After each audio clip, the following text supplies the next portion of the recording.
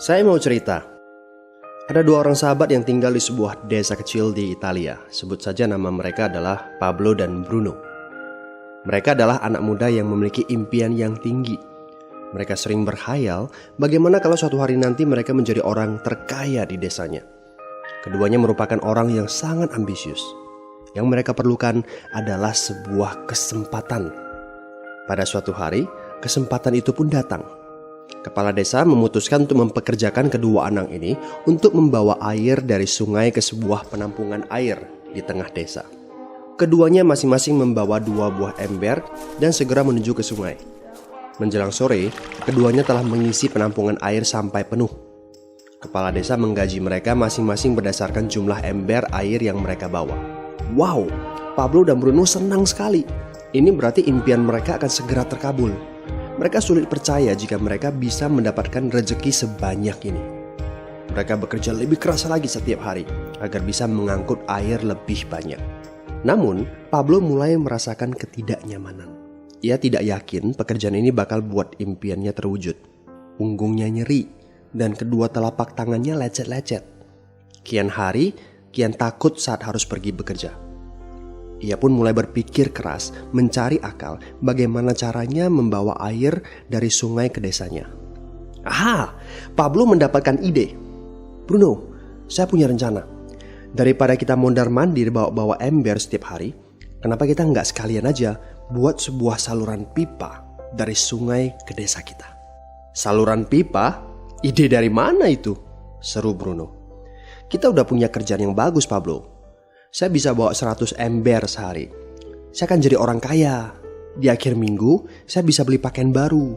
Pada akhir bulan, saya bisa beli seekor sapi. Dan pada akhir tahun, saya bisa bangun sebuah gubuk baru. Nggak ada kerjaan sebagus ini di desa ini.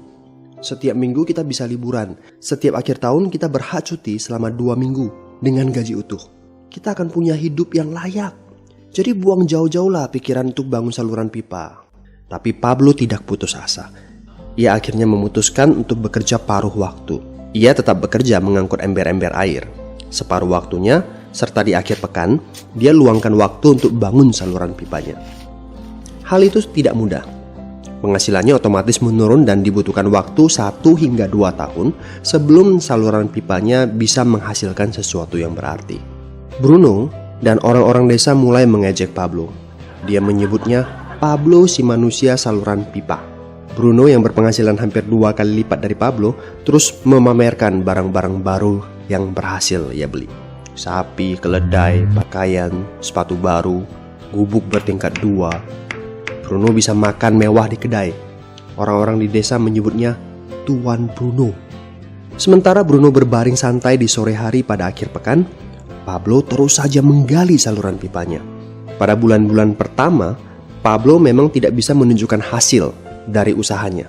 Pekerjaannya memang sangat berat, bahkan lebih berat daripada kerjaan Bruno. Karena Pablo juga harus bekerja pada malam hari. Demikian pula di akhir minggu. Tapi Pablo selalu mengingatkan pada diri sendiri bahwa impiannya dibangun berdasarkan pada perjuangan yang dilakukan hari ini. Dari hari ke hari, dia terus menggali, inci demi inci. Sedikit demi sedikit, lama-lama jadi bukit. Dari 1 inci kemudian menjadi 1 kaki. Kemudian jadi 10 kaki. Kemudian 20 kaki, 100 kaki, dan seterusnya. Bersakit-sakit dahulu, senang-senangnya kemudian. Demikian dia terus menyemangati dirinya sendiri. Sepulang kerja, tubuhnya lelah sekali. Fokus pada hasilnya. Kata-kata itu terus ia ulangi dalam hati setiap hari saat dia pergi tidur.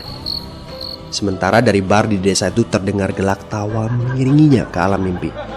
Ayo, fokus pada hasil akhir. Hari berganti bulan, saluran pipanya sudah setengah jadi. Saat beristirahat, Pablo melihat dari jauh sahabatnya Bruno yang terus saja mengangkut ember-ember. Bahu Bruno tampak semakin lama semakin membungkuk. Dia menyeringai kesakitan. Langkahnya semakin lamban akibat kerja keras setiap hari. Dia semakin jarang bersantai-santai di tempat tidur gantungnya. Dia lebih sering terlihat di bar, duduk dengan wajah letih dan murung. Saat pengunjung bar melihat Bruno, mereka saling berbisik. Hei, ini dia Bruno si manusia ember. Dia lebih suka duduk sendiri di sudut yang gelap ditemani botol-botol kosong di sekelilingnya. Akhirnya, saat bahagia Pablo pun tiba. Saluran pipanya sudah rampung. Orang-orang desa berkumpul saat air mulai mengalir dari saluran pipanya menuju ke penampungan air di desa. Sekarang, desa ini sudah bisa mendapatkan pasokan air bersih secara tetap. Pablo tidak perlu lagi membawa ember. Artinya, airnya akan terus mengalir, baik dia sedang bekerja maupun tidak. Air itu mengalir saat dia makan, saat dia tidur. Air itu mengalir di akhir minggu ketika dia asyik bermain. Semakin banyak air yang mengalir ke desa itu, semakin banyak pula uang yang mengalir ke kantong Pablo. Apa moral dari cerita ini? Pertanyaan yang paling penting untuk kita renungkan adalah, siapakah Anda? Seorang pembawa ember atau seorang pembuat saluran pipa? Apakah Anda hanya mendapatkan penghasilan jika Anda datang ke tempat kerjaan, seperti Bruno pengangkut ember?